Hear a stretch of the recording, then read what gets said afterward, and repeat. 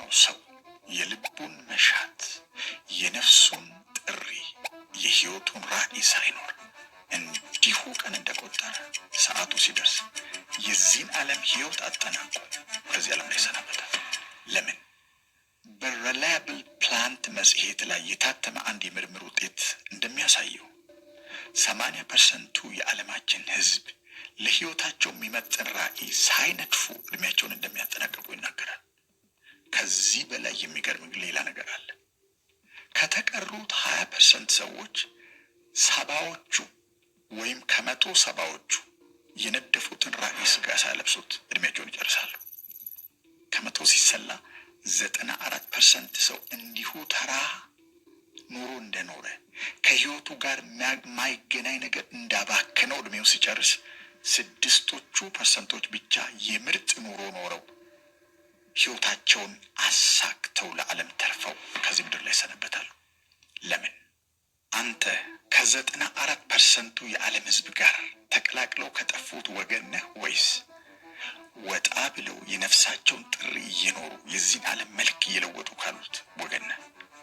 በዚህ ቪዲዮ እንዴት ከዚህ ጭጋግ ወጥተህ የነፍስህን ጥሪ ኖረህ ዓለምን መለወጥ እንደምችል አሳያለሁ።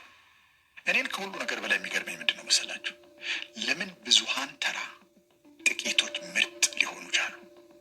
እኛ ያልገባን እነሱ የገባቸው ነገር ምን ኖሮ ነው?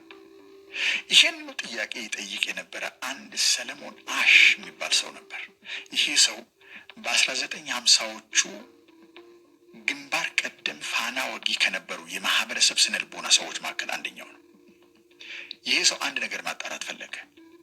ግለሰቦችን ተሰውረን ብናያቸው የሚያደርጉትን ባህሪ ብንመዝን ለነፍሳቸው እውነትና ውስጣዊ እምነት ነው የሚኖሩት ወይስ በዙሪያቸው ያለው ንፋስ ወደሚያዘነብላቸው አቅጣጫ ነው የሚያዘነብሉት?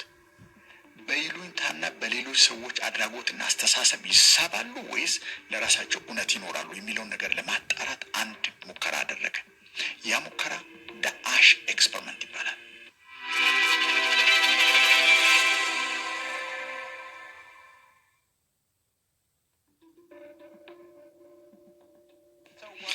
እንኳን ደህና መጣችሁ። ስሜ ሮን ይባላል። እንግዲህ የእናንተ ስራ የሚሆነው በግራ በኩል ያለው መስመር በቀኝ በኩል ካሉት መስመሮች ከየትኛው ጋር እኩል እንደሆነ መምረጥ ነው። ይሄ ስራ ቀላል ይመስላል አይደል? ግን አይደለም። በቀኝ በኩል ካሉ መስመሮች የትኛው ከግራ በኩል ካለው መስመር ጋር እኩል እንደሆነ መለየት። በግልጽ እንደሚታየው መልሱ ሶስተኛ ላይ ያለው መስመር ነው። አንድ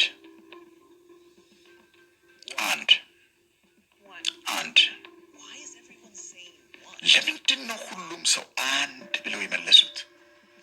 አይናቸው አይሰራም ወይስ ሌላ ግራ የሚያጋባ ነገር ቢኖር ነው? አይደለም። መልሱ እንዲዋሹ ስለተከፈላቸው ነው። ዛሬ በዚህ ላብ ውስጥ እጅግ ዝነኛ የሆነ የስነ ልቦና ሙከራ ይደረጋል። ይህም ሙከራ የአሽ ሙከራ ተብሎ ይጠራል። ይህ ሙከራ የሚያጠነጥነው ኮንፎርሚቲ በተባለ የማህበረሰብ ስነ ልቦና ላይ ነው። ይህም ማለት አንድ ግለሰብ ሳያምንበትም ጭምር በብዙሃኑ ተቀባይነት ያገኘው ሐሳብ ይቀበላል ወይስ አይቀበልም የሚለውን የሚያረጋግጥ ሙከራ ነው። የሚበልጠው ነገር በግል ትክክል መሆን ወይስ ከሌሎች ጋር ተሳስቶም ቢሆን መስማማት። እዚህ ላይ እኛ የሰጠናቸውን ትዕዛዝ የሚከውኑ 5 የሰለጠኑ ተዋናዮች አሉ። እነዚህ ተዋናዮች አብዛኛውን ጊዜ መልሱን እያወቁ የውሸት መልስ የሚመልሱ ይሆናሉ። እዚህ 5ኛ ወንበር ላይ የሚቀመጠው ተሳታፊ ግን የሚደረገውን ነገር ፈጽሞ አያውቅም። አሁን እንግዲህ ስራቸው በቀኝ በኩል ካሉት መስመሮች የትኛው በግራ በኩል ካለው መስመር ጋር እኩል እንደሆነ መለየት ነው። እንዲያው ግን ተዋናዮቹ በሙሉ የተሳሳተ መልስ ቢሰጡ እውነተኛው ተሳታፊ ባመነበት መልስ መጽናት ይችል ይሆን? ወይስ ሁሉም የመረጡትን አብሮ በመምረጥ ከመንጋው ጋር የሚስማማ ይመስላችኋል? አብረን እናየዋለን። እንኳን በደህና መጣችሁ። ስሜ ሮን ይባላል። እንግዲህ እናንተ ስራ የሚሆነው በቀኝ በኩል ካሉ ቋሚ መስመሮች በግራ በኩል ካለው መስመር ጋር የትኛው እኩል እንደሆነ መምረጥ ነው። ለመጀመሪያዎቹ ጥቂት ጥያቄዎች እነዚህ የሰለጠኑ ተዋናዮች የተሳታፊውን እምነት ለማግኘት ሲሉ ትክክለኛው መልስ ይመልሳሉ። በዚህ ዙር ትክክለኛው መልስ 3 ነው። 3 ተራ ቁጥር 3 ተራ ቁጥር 3 1 ተራ ቁጥር 1 ተራ ቁጥር 1 ተራ ቁጥር 1። አሁን ሁሉም ዋሸት ይጀምራሉ። እዚህኛው ዙር ላይ ትክክለኛው መልስ 3 ነው። ተሳታፊዋ ምን እንደምትል እንስማ።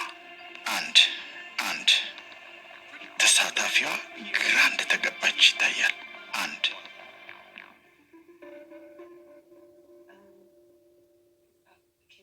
ቁጥር 1 ተራ ቁጥር 1 3 1 ከጓደኞችሽ ጋር ሆናችሁ ስትጫወቱ በአንዳንድ ጉዳዮች አንቺ ትክክል ሆነሽ ሳለ ሌሎች ስላልተስማሙበት ብቻ ምቾት አጥተሽ ታውቂያለሽ? ይህችም ተሳታፊ አንዴ ዝቅ አንዴ ከፍ እያለች ለምን ሁሉም እንደተሳሳቱ እየተገረመች በራሷ ውሳኔ ጸንታለች እስካሁን። የዚህኛው ዙር መልስ 3 ነው። አሁን ተሳታፊያችን ምን እንደምታደርግ እኔ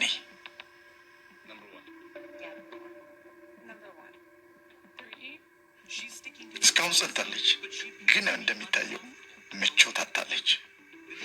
በዚህኛው ዙር ትክክለኛው መልስ 2 ነው። 3 ቁጥር 3 ቁጥር 3 ቁጥር 3 ሰልፉን ተቀላቅላለች። አሁንም ትደግሞ ይሆን? ትክክለኛው መልስ 3 ነው።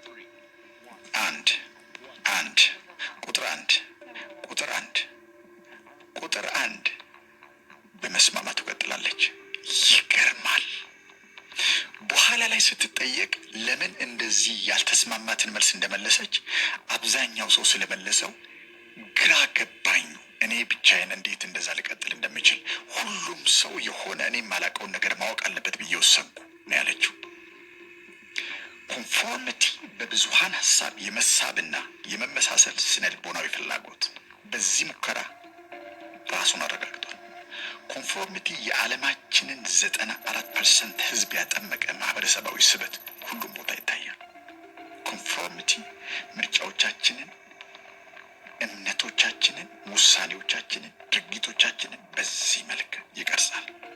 እያንዳንዱ ሰው ሁሉም ሰው ወደሚስማማበት ሀሳብ የመሳብ ደመነፍሳዊ ዝንባሌ ያለው ከ1950ዎቹ ጀምሮ ሰለሞን አሽ ሲያካሂዳቸው የነበሩ የኮንፎርሚቲ ሙከራዎች 75% ሰዎች ቢያንስ አንድ ጊዜ በዚህ ስበት ተስበው ከሌሎች ሀሳብ ጋር መስማማታቸውን አረጋግጠዋል፣ ባያምኑበትም እንኳን።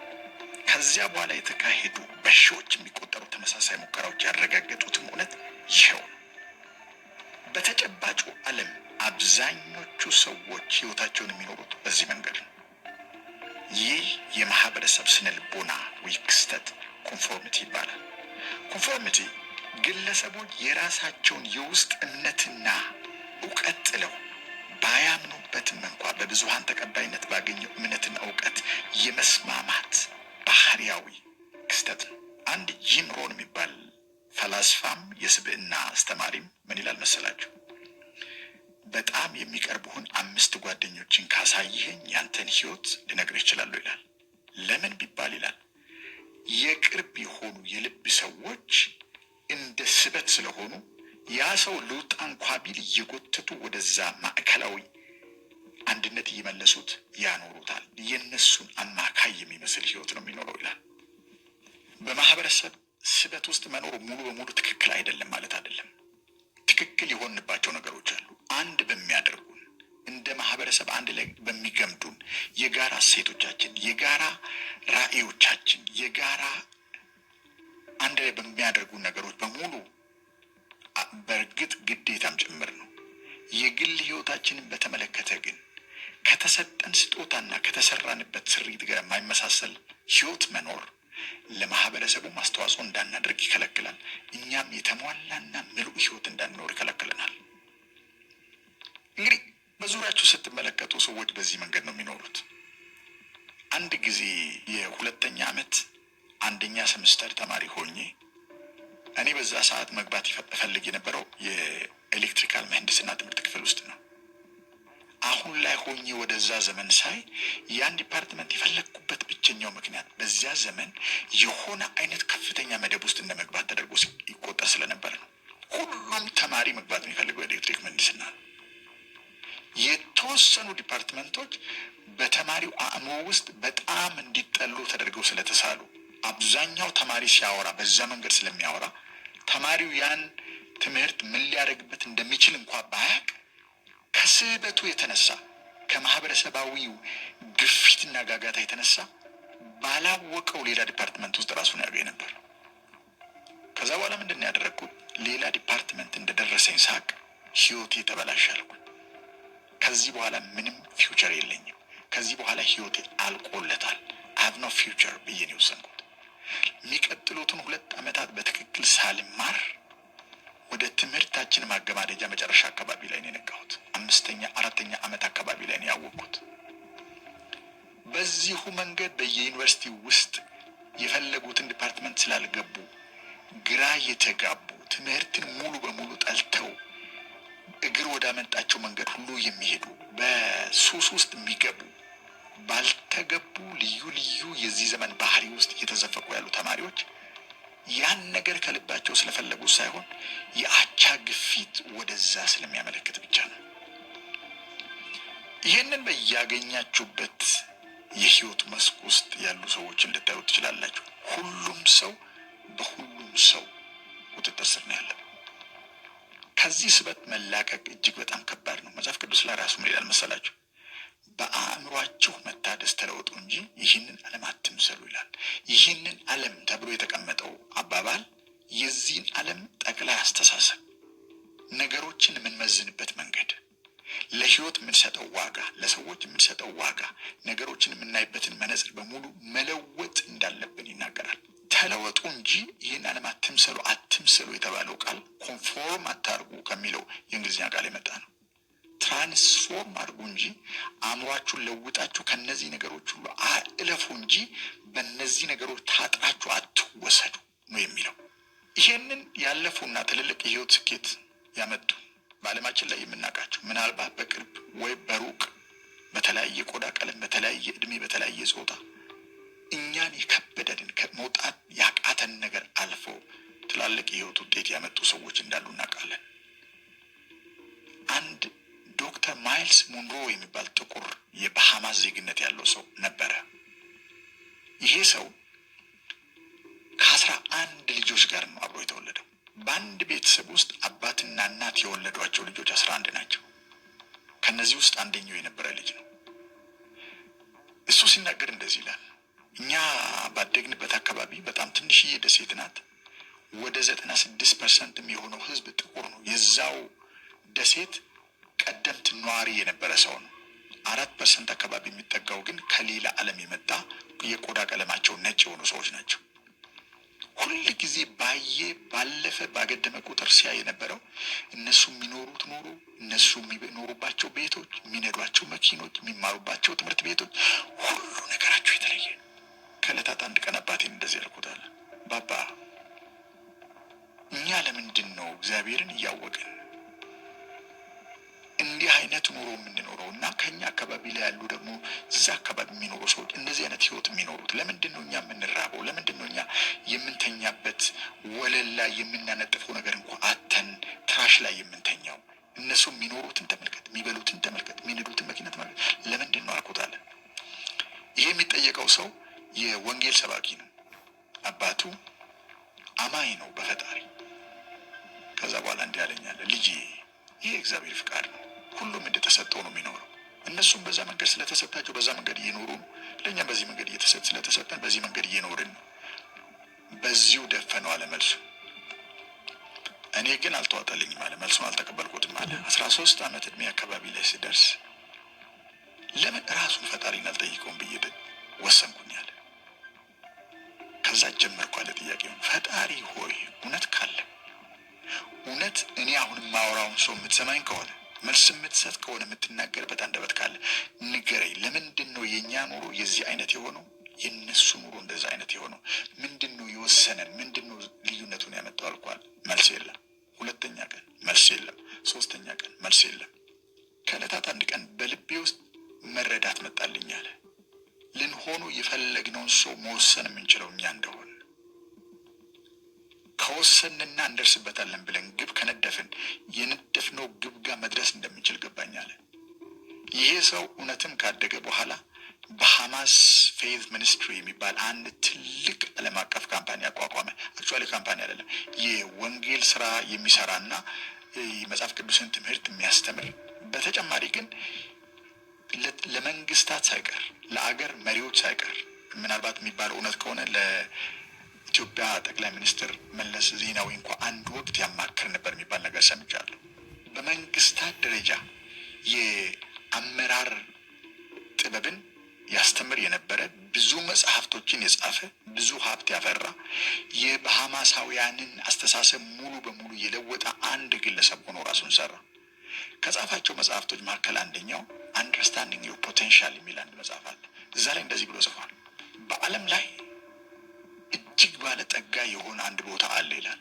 ይህ ቦታ ግን የደቡብ አሜሪካ የወርቅ ማዕድን ስፍራዎች አይደሉም ይላል። የኢራንና የኢራቅ የዘይት ጉድጓዶችም አይደሉም ይላል። የደቡብ አፍሪካ የዳያመንድ የእንቁ የማዕድን ስፍራም አይደለም ይላል። ትላልቅ ባንኮችም አይደሉም ይላል። ይህ ስፍራ ከናንተ ቤት ከናንተ መስመር ወደታች አለፍ ብላችሁ ዳውን ታውን ልታገኙ የምትችሉት አንድ ቦታ ነው ይላል። ይህም ቦታ መቃብር ቦታ ነው ይላል። ሲናገር እንደዚህ ይላል። እዚህ ቦታ ላይ ከተቀበረው ስጋ ጋር አብሮ የተቀበረ እውን መሆን ይገባው የነበረ ግን እውን ሳይሆን ያለፈ ራእይ፣ መጻፍ ይገባው የነበረ ግን ያልተጻፈ መጽሐፍ፣ መፈጠር ይገባው የነበረ ያልተጻፈ የቴክኖሎጂ ፈጠራ፣ መገንባት ይገባው የነበረ ትልቅ ቢዝነስ፣ መሳል ይገባው የነበረ አርት ፒስ፣ እነዚህ በሙሉ ራእዮች ከሰው ጋር አብረው ተቀብረዋል። ትልቁ ሀብት ያለው መቃብር ስፍራ ላይ ነው ይላል። ይህን ስናይ ሰውነት የሚወር እንደዚህ አይነት ግልጽ የሆነ ፊት ለፊት ላይ የተቀመጠ ግን በብዙ ሰዎች አይን የማይታይ ነገር እንደሆነ እንገነዘባለን። አብዛኞቹ ሰዎች የራሳቸውን ፈጣሪ የሰጣቸውን የውስጥ ስጦታ፣ የልባቸውን መሻት፣ የነፍሳቸውን ጥሪ እዚህ ምድር ላይ ኖሮ የማያልፉበት ምክንያት ከሌላ ሰው ጋር መመሳሰል፣ ከብዙሃን ጋር፣ ከክራውድ ጋር፣ ከመንጋው ጋር አብሮ መነዳት ደመነፍሳዊ ባህሪ ተደርጎ በውስጣችን ስለተሰራ ነው። ሌሎችን እናይና እነሱ ያደረጉትን እናደርጋለን። ሌሎቹን እናይና እነሱ የተዉትን እንተዋለን። ህይወታችንን ወደ ውስጥ ተመልሰን ብናይና የተሰጠንን ስጦታ ብንኮተኩት፣ የተሰራንበትን ስሪት ወደ ገሃድ ብናመጣው፣ ፓሽኖቻችንን ብንኖር የዚህን ዓለም መልክ እንለውጣለን። ህይወታችን ፎሬቨር ይለወጣል። በእኛ እዚህ ምድር ላይ መኖር ምክንያት ዓለም ሌላ መልክ ትይዛለች። ግማሹ ሰላም ያመጣል፣ ግማሹ አመራር ይሰጣል፣ ግማሹ ፈጠራ ይፈጥራል፣ ግማሹ ንግድ ይነግዳል፣ ግማሹ ቢዝነስ ያቋቁማል፣ ግማሹ የበጎ አድራጎት ስራ ይሰራል። ይህ ሁሉ አንድ ላይ ቢመጣ በዚህ ዓለም ላይ የሚራብ አንድ ነፍስ አይኖርም። ለምንድን ነው እንደዚህ የሆነው ካል ራእይ የለንም። ራእይ በሌለበት ህዝብ መረን ይወጣል ይላል መጽሐፍ። ራእይ ስለሌለን የነፍሳችንን ያክል ዋጋ ያለው ነገር ለመኖር ራሳችንን ስላላዘጋጀን እንዲሁ ተድበስብሰን በማሽን እንደተፈለፈሉ ጫጩቶች እንደተመሳሰል እንደገባንና እንደወጣን እድሜያችንን እንጨርሳለን። we have to do something else። አሁን ሌላ ነገር ማድረግ ያለብን ይመስለኛል። አይመስላችሁ? ምን ማድረግ አለብን ካላችሁ የተወሰኑ ነገሮችን ልጠቁማችሁ። የማታውቁትን ነገር አልነግራችሁ፣ የምታውቁትን ነገር ነው ማረጋገጥላችሁ። የመጀመሪያው ማድረግ የሚገባን ከዚህ ነገር ለመውጣት ምንድን ነው ካላችሁኝ፣ በደመ ነፍስ ሌሎች ሰዎች የሚያደርጉትን ደግመን እንደምናደርግ ኮንፎርም እንደምናደርግ ማወቅ ማስተዋል ያስፈልጋል። ይህን ለማድረግ ቁጭ በሉና አሁን የምትማሩትን ትምህርት ለምንድን ነው የምትማሩት? አሁን የከፈታችሁትን ቢዝነስ ለምንድን ነው የከፈታችሁት? ህይወታችሁን የመደባችሁለትን ነገር አሁን ለምንድን ነው የምታደርጉት? ለምንድን ነው ጓደኞቻችሁ የሚውሉበት ቦታ የምትውሉት? ለምንድን ነው አብዛኛው ሰው የሚናገረውን ቋንቋና ዘይቤ የምናደርገው እንደ እድሜያችን ገደብ? አብዛኛው ሰው ስለሚያደርገው ነው። አንዳንዶቹ ሰዎች የአውሮፓ ፕሪሚየር ሊግ ተጫዋቾችን አንድ በአንድ ስም ጠርተው ይነግራቸዋል።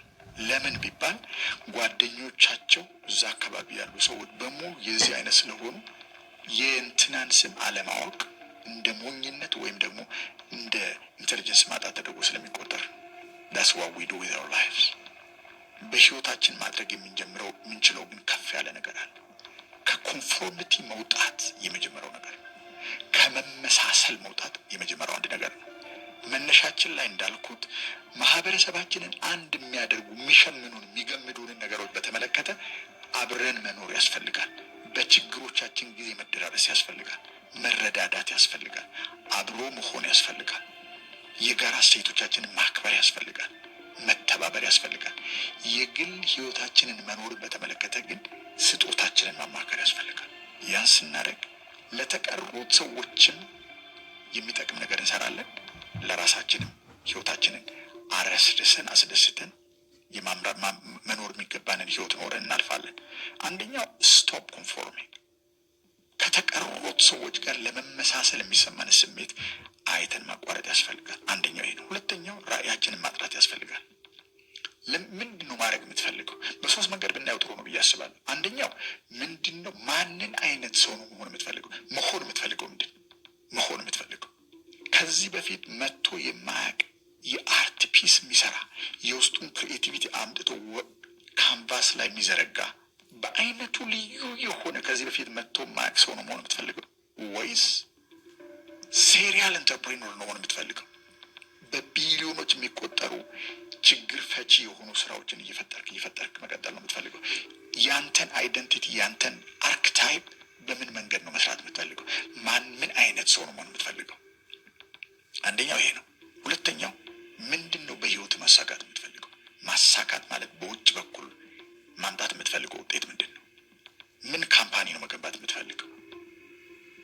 የት አገር ነው መሄድ የምትፈልገው? ምን አይነት መጽሐፍ ነው መጽሐፍ የምትፈልገው? ምን አይነት ሙዚቃ ነው መሙዘቅ የምትፈልገው? ምን አይነት የህይወት ውጤት ነው የምትፈልገው? ምን አቺቭ ማድረግ ነው የምትፈልገው? ሁለተኛው ይሄ ነው። ሶስተኛው ያንተ ህይወት እዚህ ምድር ላይ መኖርህ ምን አይነት አበርክቶት፣ ምን አይነት አስተዋጽኦ ነው ለሌሎች ሰዎች እንዲያመጣ የምትፈልገው? ምን አይነት የህይወት ውጤትና ያ ውጤት የሚለውጣቸውን ሰዎች ምን አይነት ኮንትሪቢዩሽን ነው ማምጣት የምትፈልገው? ይህን ቁጭ ብለህ ካላስቀመጥክ ማንም ሰው ይህን ነገር ሊነግርህ አይችልም። እናትም አባትም ዘመድ አዝማድም ጎረቤትም ሊያውቀው አይችልም። አንተ ነፍስ ውስጥ ነው የተጻፈው፣ የታውቀዋለህ በደንብ አድርገህ። ሶስተኛው ራስህን አንድ ነገር ብቻ ጠይቅ። በህይወት ዘመን ምን ባረግ ነው ይሄን ራዕይ ማሳካው? ተደጋጋሚ ወሬ አውርተናል። እዚህ ላይ መንገድ አለ። ልታሳካ የፈለግከውን ነገር የምታሳካበት ያንተ መንገድ፣ አንተ የምትፈጥረው በህይወት ልምምድ ገብተህ ነክተህ የምታየው የሆነ መንገድ አለ። ጉዞ እስከምትጀምር ግን እግርህን እስከምትዘረጋ ግን ያ መንገድ አታየው። መንገዱን የምታየው እግርህን መዘርጋት ሲጀምር ነው። ዛሬ ማድረግ የሚገባህን ነገር ማድረግ ሲጀምር ነው። ስለዚህ ራስህን እንዲህ ብለህ ጠይቅ። ይህን ራዕይ አስቀምጫለሁ፣ እንዴት አድርጌ ነው ማሳካው? የማታሳካበትን ምክንያት ሙሉ በሙሉ ተው። ገንዘብ ካጣ ገንዘብ እንዴት ነው የማገኘው? እውቀት ካጣ እውቀት እንዴት ነው የማገኘው? ልምድ ካጣ እንዴት ነው የምለምደው? ቲም ማዋቀር ካጣ እንዴት ነው ቲም ማዋቀሩ? ጥያቄ በሙሉ መሆን ያለበት እንዴት ነው ማሳካው ብቻ ነው። ያን ካደረግ መልስ ታገኛለህ። ሌላኛው ራስን መስጠት ነው። ኦኬ ጠየቅ፣ መንገዱ እየመጣ መጣ። ራስን እዛ ነገር ላይ ካላቆየ፣ ራስን ካልገዛህና ኮሚት ካላደረግ ውጤቱን ልታመጣው አችልም። ኮሚትመንት እጅግ በጣም አስፈላጊ ነው። ሌላኛው ባለህ ነገርና በሆንከው ሰው ዛሬ መጀመር። እርግጠኛ መሆን የምችለው ያን ያሰብከውን ነገር መኖርህን ማረጋገጥ የምንችልበት ብቸኛው መንገድ ዛሬ አሁን እጅ ላይ ባለው ነገርና አንተ በሆንከው ሰው በምታውቀው ነገር መጀመር ስችል። የሆነ የምታውቀው ነገር አለ፣ የሆነ ያለህ ነገር አለ። ያለህ ነገር ማለት ገንዘብ ማለት አይደለም። ፍላጎት አለ፣ ዝንባሌ አለ፣ ስጦታዎች አሉ፣ እነዚህ አሉ። የምታውቀው ነገር ማለት ደግሞ ህልምህን ታውቀዋለህ፣ ማሳካት የምትፈልገው ነገር ታውቀዋለህ። ኦኬ ይሄን እንዴት ነው መሬት ማለብሰው ብለህ እየጠየቅ ማድረግ ከጀመርክ የሆነ ቀን ላይ ውጤት መምጣት ይጀምራል። ምን ያህል ጊዜ ይወስዳል? እኔም አላውቀውም፣ አንተም አታውቀውም። ራስህን ኢንቨስት ባደረግበት መጠን ግን ጊዜው እያጠረ ይሄዳል። በዓለም ላይ ምርምር ተደርጎ ነበር። ምናልባት ከምርምሩ የተጨመቀ ነገር ወጥቶ መጽሐፍ ተጽፎበታል። ብሉ ዞንስ የሚል መጽሐፍ ነው ያ መጽሐፍ።